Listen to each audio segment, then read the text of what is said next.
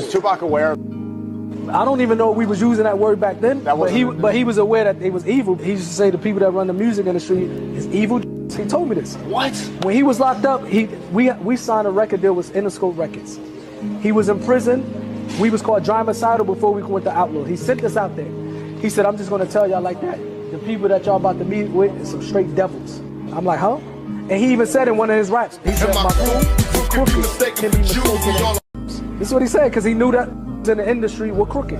Kids go see Out for Justice, and Steven Seagal, who is a white person, he dope and all that, but he's a white person. Steven Seagal's kicking every single frame of the film. He's kicking as soon as we make a movie, and a black man start kicking a little tiny bit of ass, then everybody want to jump on our case and say black people is causing violence in the theater. I look at it like this. When that's drag, that is so much drag and drama. It's more drama than in the whole movie. They don't want to see us come up. It's as simple as that. As soon as we come up, they want to run up and hold us back. Now this business is an up and coming thing. Black people are just starting to get good roles in films. So they want to stop it and nip it in the bud right now. Yep. Just like rap shows. Now rap people are making, they don't want us to make no dough. You know what I'm saying? That's the real thing. They want us to stay low and just be kids with a little cup on the street corner getting coins thrown in it. As soon as we start casting checks, everybody start getting broke necks and wanting to stop. I'm not saying I'm gonna rule the world or I'm gonna change the world, but I guarantee that I will spark the brain that will change the world. And that's our job, is to spark somebody else watching us. We might not be the one, but let's not be selfish, and because we're not gonna change the world, let's not talk about how we should change it. I don't know how to change it, but I know if I keep talking about how dirty it is out here, somebody gonna clean it up. You don't want any more. We asked 10 years ago. We was asking with the Panthers. We was asking with them, you know, with the civil rights movement. We was asking, you know. Now those people that were asking, they're all dead and in jail. So now what do you think we're going to do? And we shouldn't be angry. And my raps that I'm rapping to my community shouldn't be filled with rage. You know what I'm saying? They shouldn't be filled with the same atrocities that they gave to me. In the media, they don't talk about it. So in my raps, I have to talk about it. And it just seems foreign because, you know what I'm saying? So it's like, all the society is doing is leeching off the ghetto. They use the ghetto for their pain, for their sorrow, for their culture, for their music, for their happiness, for their movies, to talk about boys in the hood. You know what I'm saying? I don't want to be another I don't want to be 50 years old at a BET We Shall Overcome Achievement Awards. You know what I'm saying? Not me. You know, I want when they see me, they know that every day when I'm breathing, it's for us to go farther. You know, every time I speak, I want the truth. Still censoring it. You know, we all got to have the knowledge of what's going on, and that's what I'm trying to do. Okay, so you don't advocate cop killing? Not at all. I don't advocate violence in any way. I'm just curious as to whether the song that he was listening to had anything to do with cop killing, or... No, I just said I don't write songs about cop killing. But it did have the lyrics in there. Don't 6 of the songs on your album mention cop killing? No. Oh, that's not true. No. All my songs talk about police brutality and self-defense. Now, that's something different. If we're going to talk about police, this man over here is in a really rough area, and he puts his life on the line every day. I got so much respect for him for that, but look, we have to live in the same neighborhoods without bulletproof vests, without backup, without walkie-talkies, without guns, without tear gas, without pepper spray, without batons. So now we have to fix the problem. Tupac knew that media is a machine that you either work with it or against, so he worked with it. These people don't see it every day. No, but what I would like to see is for children in our country to have a better future than what you guys have. And that's not going to happen when he's repressing his generation and his people by saying they have no hope. What do you know about my people? I know a lot about your people. What do you know about my Just because you do charity, give money, wipe the guilt away, does not mean you know about the young black man in today's society. What would you say is the answer to that? Violence? No, it's making music. It's what I'm doing now. It sparks dialogue, and that's how laws get made. That's how change get made. I see no changes. All I see is racist faces. Misplaced hate makes disgrace to races. We under. I wonder what it takes to make this one better place. Let's erase the wasted. Take the evil out the people that we acting right. Cause both black and white smoking back tonight. And the only time we chill is when we kill each other. It takes skill to be real time to heal each other. Okay, let's get serious. All BS aside, it all comes down to we got to survive here in this country. Because I'm not going back to Africa. I mean, if this is truly a melting pot, then we really need to be like that. White folks, black folks, Korean folks, Mexican folks, Puerto Ricans, we got to understand each other. Watch Tupac stare down the 2 officers that he got into a confrontation with when he jumped in to save a guy they were beating up. Nobody is perfect. Man seen some white people beating up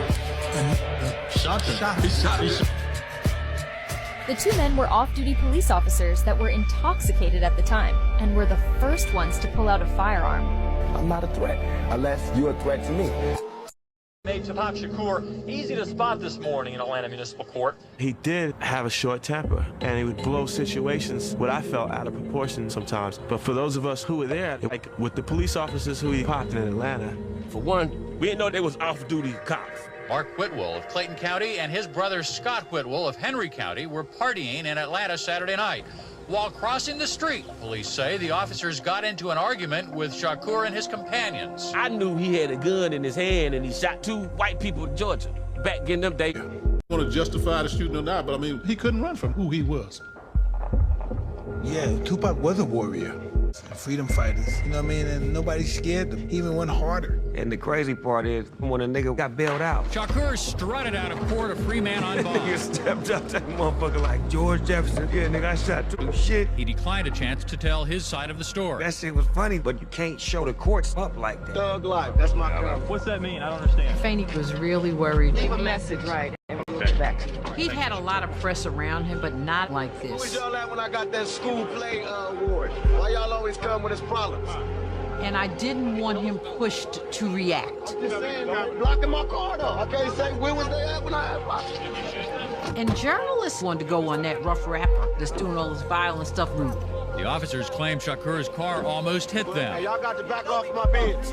Shakur threatened the same treatment to TV photographers near his Mercedes-Benz. Yeah, I'm about to run y'all down. Back off my bed. Shakur has been in several movies in which the character he played went wild with a gun. Back off my beds. Fanny pulled me to the side and said, "You supposed to be watching him." Fanny and Layla and Atron were always asking me, can you say something to him? Maybe he'll listen to you, because he doesn't listen to me. I say he don't listen to me either. And to tell Pac to calm down was like, calm down. This is what got me where I'm at. And before, when I was calm, I had nothing. Now the whole world loves me. To me, it's like, when I say I live the thug life, baby, I'm hopeless. One person might hear that and just like the way it sounds, you know what I'm saying? But I'm doing it for the kid that really lives a thug life and feels like it's hopeless. So when I say hopeless, and when I say when I say it like that, it's like I reach him. You understand?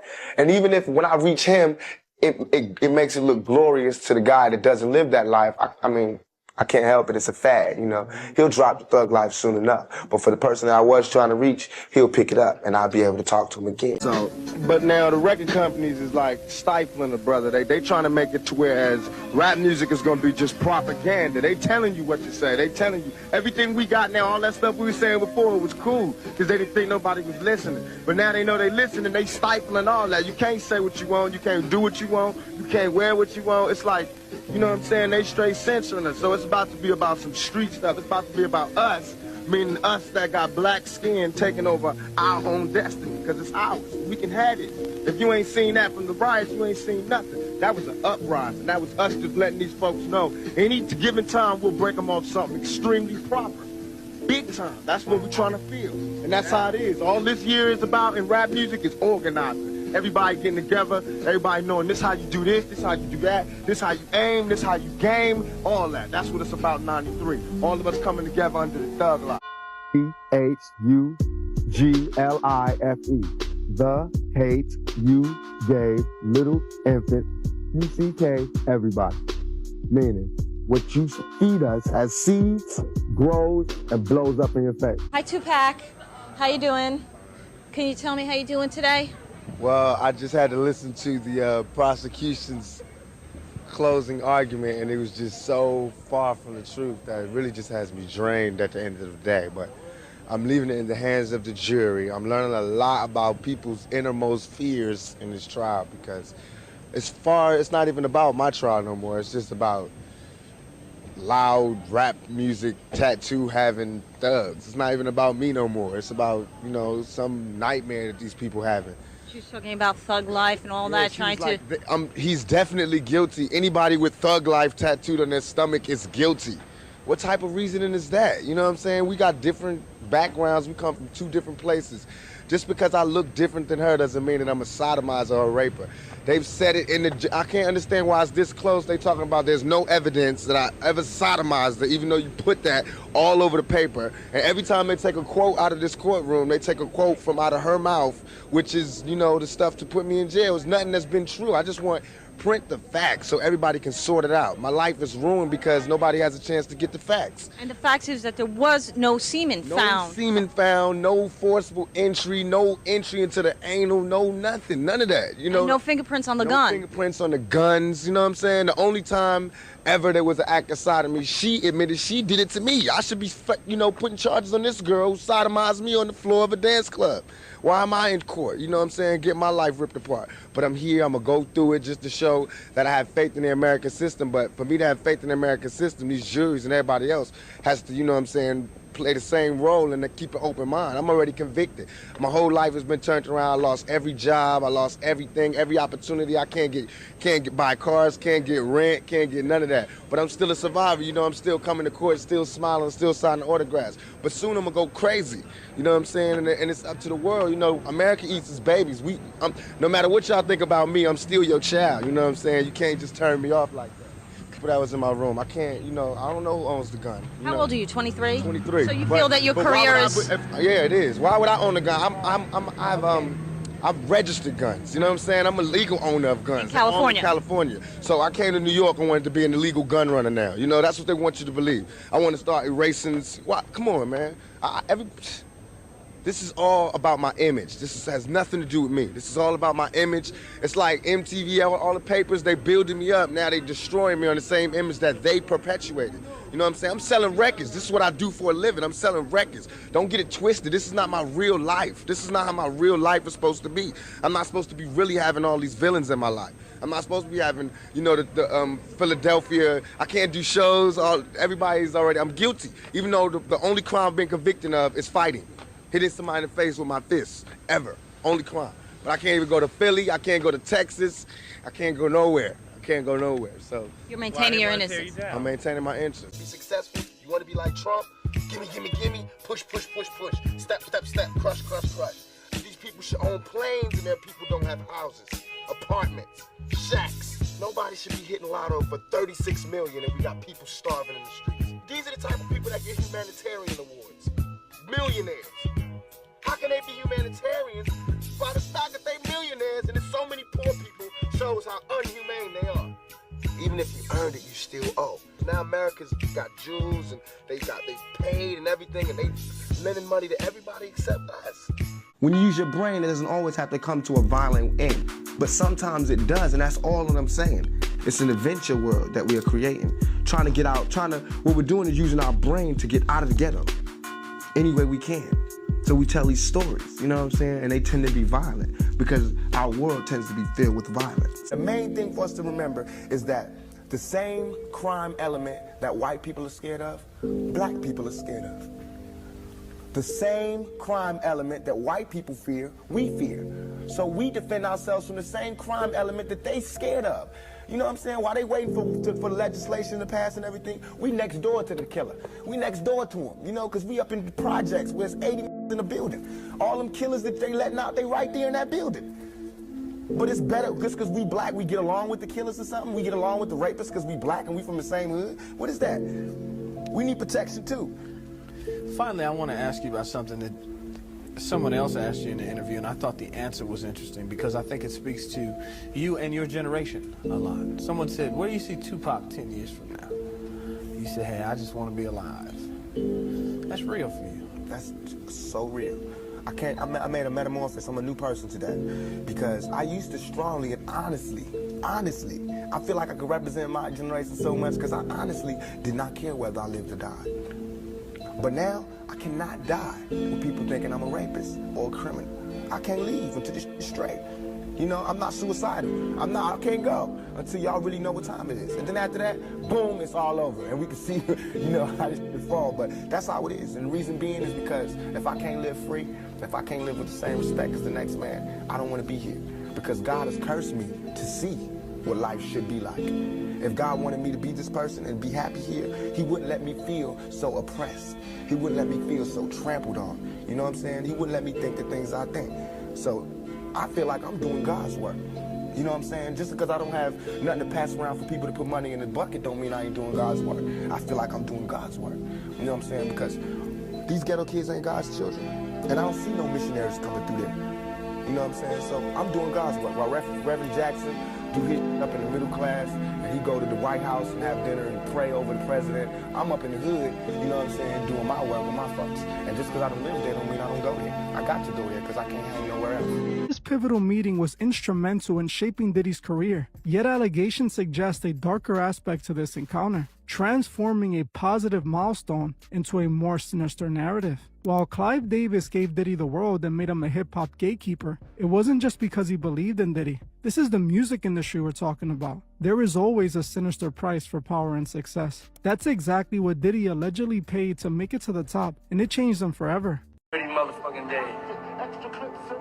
I pay you, you work for me. I'm watching this documentary, and it is crazy how Diddy was so obsessed with Tupac. He was literally obsessed with Tupac. This is crazy. We need him in the picture. Guess who going with? Tupac was a very likable person. All the women loved him. Being a rapper, being a movie star, for Sean, being a marketer, you're a manipulator.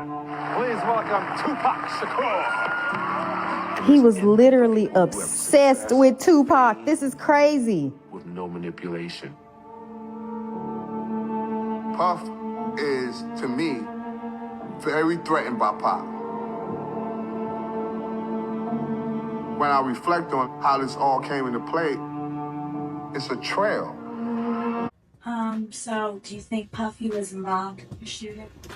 Only they can answer that question. Right. I have my own opinion, but I wouldn't slander their name like they did mine. Right. I wouldn't say things that I knew, you know what I mean? Mm-hmm. I believe so. I do believe so. I have proved things that I can say that will back up my claim, but this is not for the world to know about. You know what I mean? It's between me and him, and only he knows. So every time we say it ain't happening, that's the only thing that makes this become an issue to everybody. Because you see what I said in the Vibe article. I basically bowed out and was going to go ahead about my life. The next issue, that wasn't even the next issue because them cowards waited about 4 issues before they got their story together. 4 issues later, half of New Yorkers commenting on me getting shot. And before, they was all like, we didn't see nothing.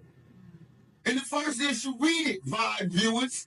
Nobody seen shit.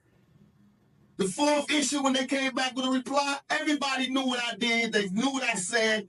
I was acting. Who gets shot 5 times in acts? Oh, I didn't get shot 5 times in their visit. I only got shot once because they found the bullet. The police found it, but now they the cops. Now they doing detective work. They found the bullet. Oh, you found the bullet, huh? So what is this other shit in me then? What was the doctors talking about?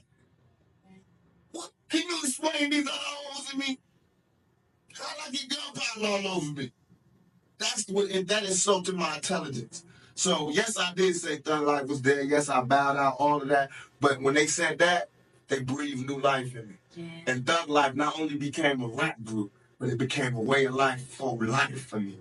Because they disrespected me, my name, my family, what I had been through. They said that I couldn't be in pain. I could not feel. I could not be hurt. In my moment of pain, when I was shot 5 times in jail for a crime I didn't commit, while every other black person, whoever they fucking babies in the ass or killing bitches and cutting them in 50 pieces, these niggas got support. I go to jail for a crime everybody know I did not commit, get shot 5 times, and I'm getting raped in jail, wompty. They just saying anything to assassinate my character. What that showed me, remember this lack of a conscience when I come out. Remember this lack of mercy when I come out. Remember this lack of compassion when I come out. When now I come out, everybody want to calm down and relax and forget what you said. Donnie Simpson was on TV in front of bars like this going, who am I? Tupac. But I'm wrong. You feel me?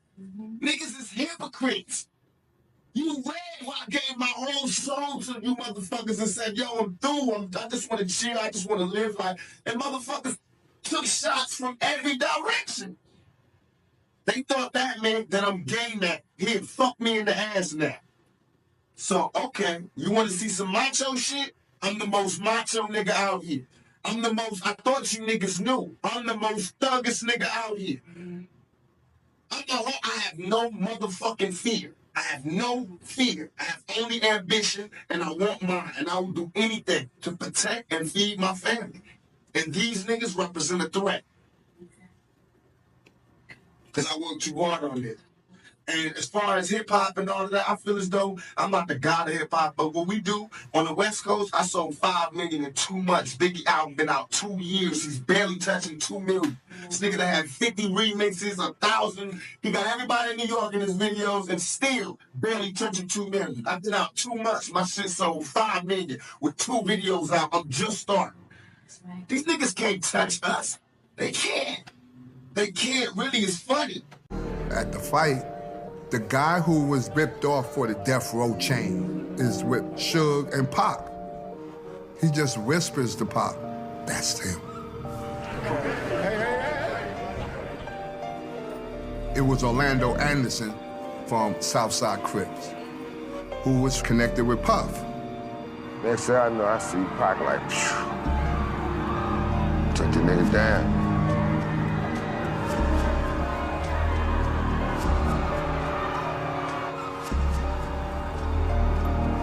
That was the foundational moment when all this was getting out of control.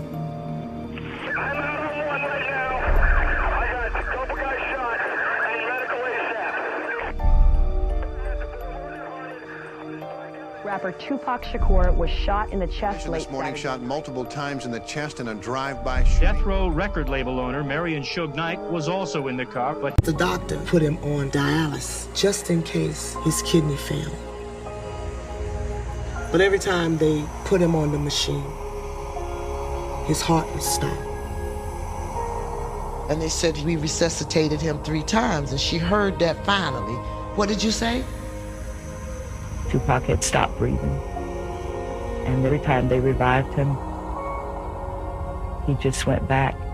And I really felt it was important for Tupac, who fought so hard to have a free spirit, to be allowed to be free, you know? And so I rejoiced with him and with the release of his spirit. I rejoiced then and I rejoice now when I'm not crying.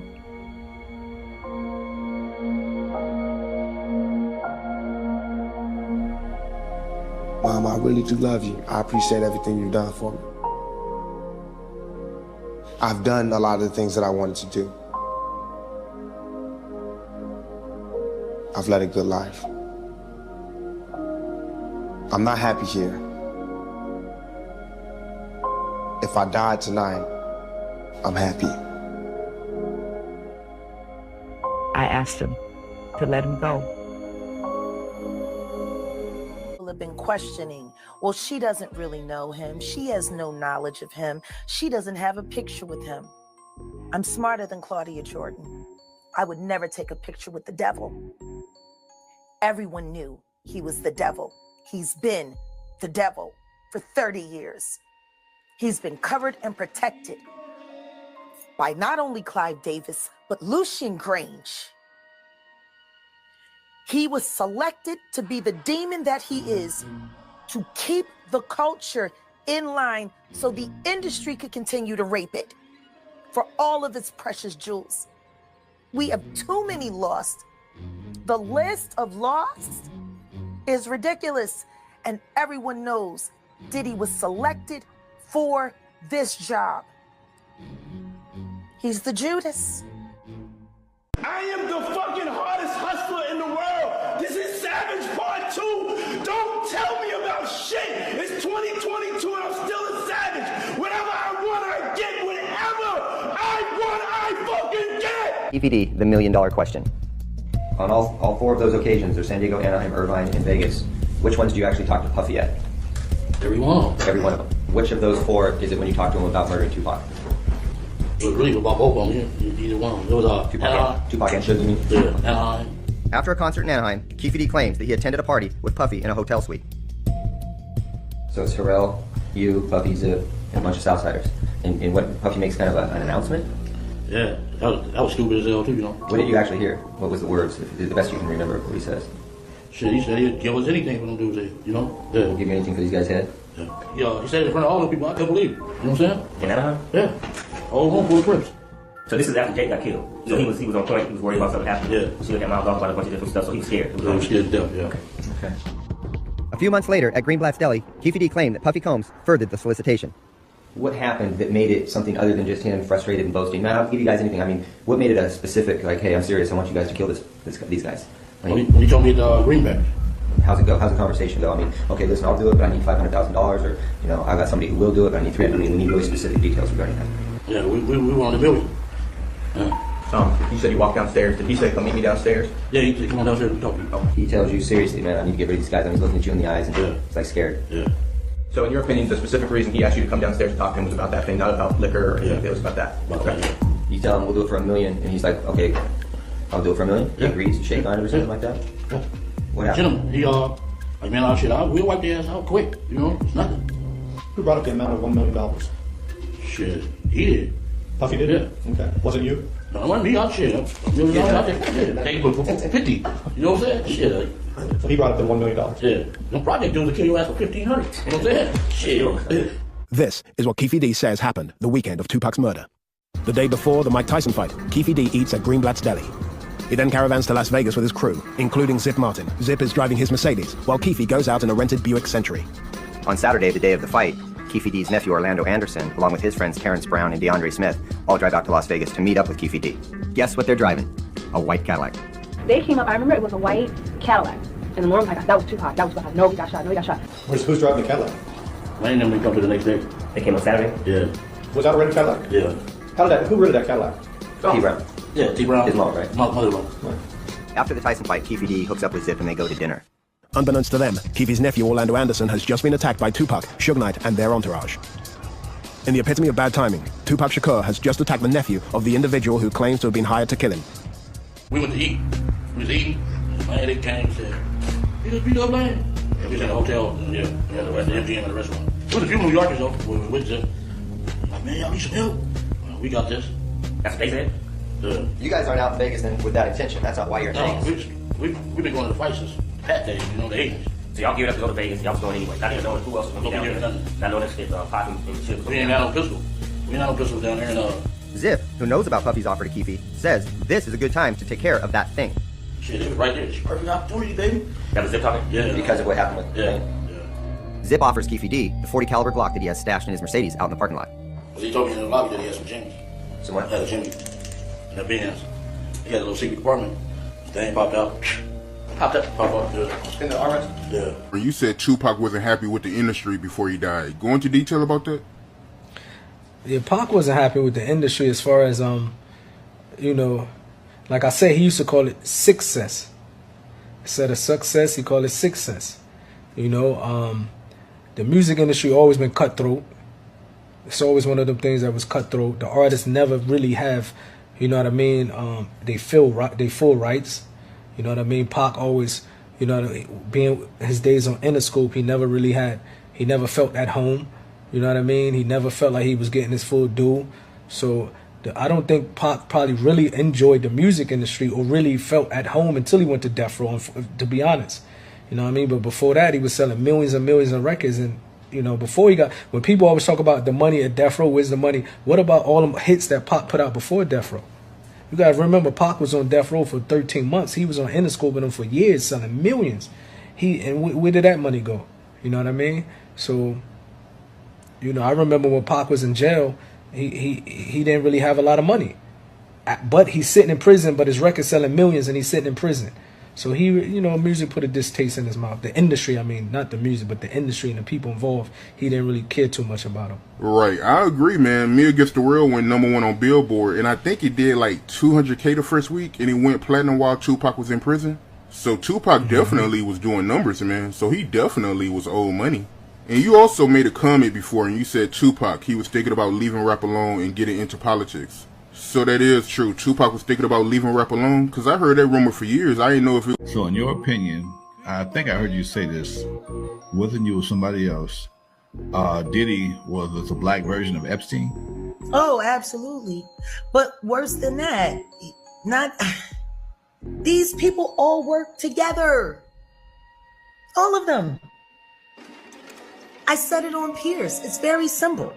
Epstein, Weinstein, Kelly, Combs, Carter, Davis, Ivy, Grange, Mottola. Like, I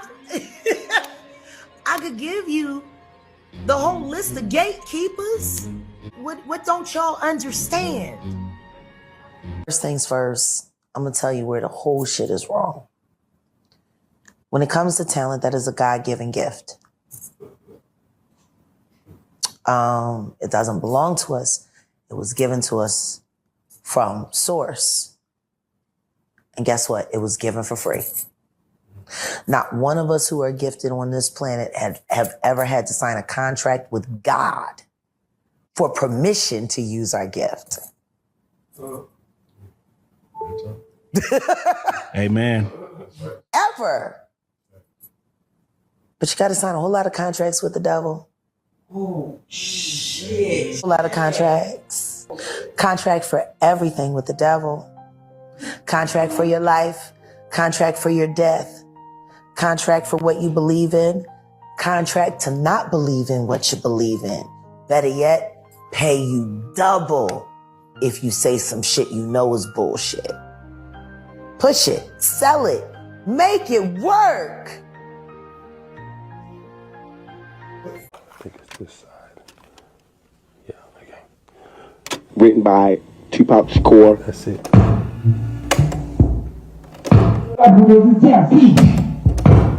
This rhyme is dedicated to those ladies having babies. Word. Copyright 1987. Written by Tupac Shakur, Dana M. Smith. Thank you.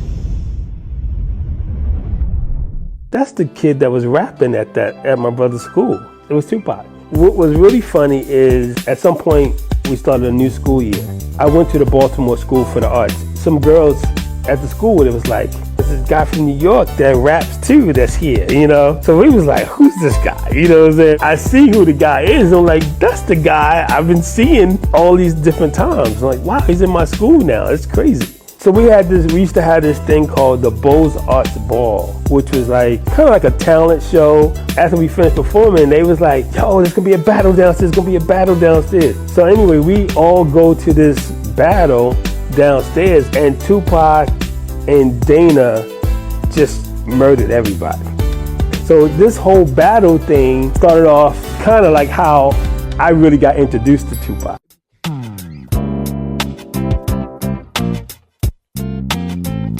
To me, it's hard to tell what you really want. Quit acting mean to me, you're teasing me the way you flow. But you ain't hearing me sincerely, I'm so attracted. Pictures of target practice, making love on my mattress. Visions getting graphic, so realistic you can grab it, it's a proven fact. Baby, gotta have it, my love make it quite magic. Tricks is for kids, bunny rabbit, let a man have it. Bet you be satisfied if you try my habit. High performance, hard to handle. Naked in the bubble bath while I'm burning candles. Sex me like the slow song. If fucking you is bad, baby, then I'm so wrong. My feeling's so strong, I keep staring like you can't see me. I never planned to scam, my thoughts ran freely.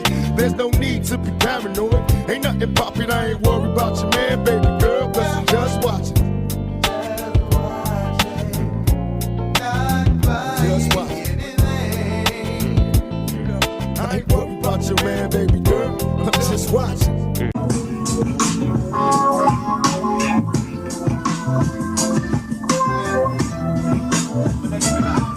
I'm surrounded by thoughts. Copy verbals, every soul. Got my persona so dedicated to the fucking drama. My hoes treat like bros when the fuck I go. That's like the brothers all like wasting paper chasing, trying to stack a grip. Then my mom touched for life. After the fire comes the rain. After the pleasure there's pain. Even though we broke for the moment, all in the game. Tell them, yo, my military people pay Similar to bitches be scary, get you near me. Russian visit to overpack prisons. Millions of niggas stuck living fresh. The strikes, I hope they don't test us. Ebola, heater, ammunition, you crates. Shh, move out of sound as we slide down. Pistols in play, I'm sensing niggas as defenses. I'm hitting fences and getting ghosts. Who could prevent me shooting senses at these niggas' throats? Only wish to breed, I explode into a million seeds. Y'all remember me, legendary, live eternally. Bury me in pieces cause they fear reincarnation. Niggas screaming peace cause they fear when my squad face them. Take them to places face to face, then erase them and break them. Murder motherfuckers out of waiting to quicken and base. Blast me, but never ask me to live a lie. Am I wrong? Cause I wanna get it on till I die. Now I'm worldwide. Niggas gossip like girls, they hide. No offense to Nas, but this whole fucking world is my. Can't hear damn thing sober. High till I die. Low till they smoke me, the shit don't stop till my casket drop. I'm high till I die. Low till they smoke me, the shit don't stop till my casket drop. I'm high till I die. Low till they smoke me, the shit don't stop till my casket drop. I'm high till I die. Low till they smoke me, the shit don't stop. Shit don't stop. Can't you see we're raised to all be thugs? Makes us do the things we do. Gotta let an outlaw make moves. A nigga gotta pay the fucking rent. Why just slang crime? Cause I had to. Why you tax your strap? Cause I had to. Why you jack for scratch? I had to. A nigga gotta pay the fucking rent. The cemetery full of homies no longer here. But what about the babies? Lost in watching burglars. Too dumb to be a dealer, too young to be a murderer. I'm begging you, God, don't make their lives too hard. They already scarred. Too doped up to see the stars. We living to die. Everybody's high, plus I'm high too. Staring at the world through my rear view. I grab the mic and try to sing that show. Got me staring at the world through my rear view. Death is reincarnation. I use my last breath to reach the whole nation. How can they call me murderer for my spoken words? Composition be my prophecy. I hope it's heard. Hard words are spoken, many promises broken, as if it's useless to hope. It got me constantly smoking. My role model was a gold bottle of OE, surrounded by my closest homies, but nobody knows me. I pray to God it ain't easy. Half the cops in California got a hard on the squeeze, man. Now can you picture young niggas in the rush to grow? To hard timers in the pen at the crush